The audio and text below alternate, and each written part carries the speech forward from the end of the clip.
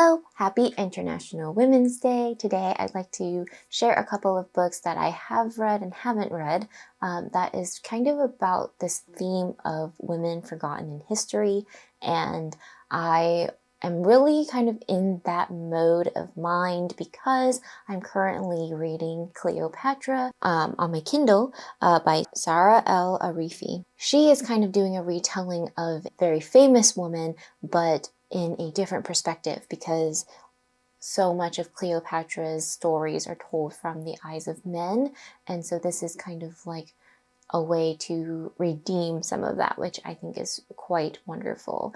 But a lot of the times when I'm reading books about women in history, I also get a little bit obsessed about women that have been forgotten in history. The two nonfiction books that I have but have not yet read are going to be The Three Mothers, How the Mothers of Martin Luther King Jr., Malcolm X, and James Baldwin Shaped a Nation by Anna Malaika Tubbs.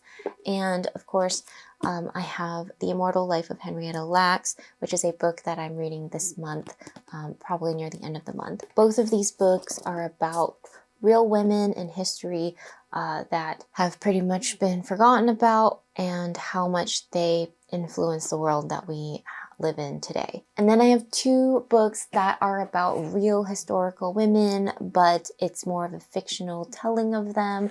We have The Personal Librarian, which is the story of Bella DaCosta Green, who was J.P. Morgan's personal librarian. The Morgan Library is this beautiful library in New York that has rare books, manuscripts, art, and she was the one who kind of looked for and collected all of those and curated this whole beautiful museum. And then we have Kingdom of Back, which is Nannerl Mozart's story.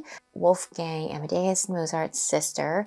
They grew up together. They both played piano. Some say that she played just as well, but because she was a woman, her father said that that is not her future. They used to have a imaginary kingdom of Back that they made up and would tell stories to each other about. And so this is like a mix of history and magical realism.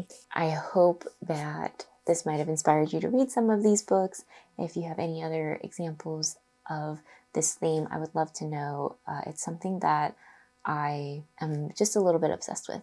So yeah, happy reading, happy snacking, and I'll talk to you guys next time. Bye.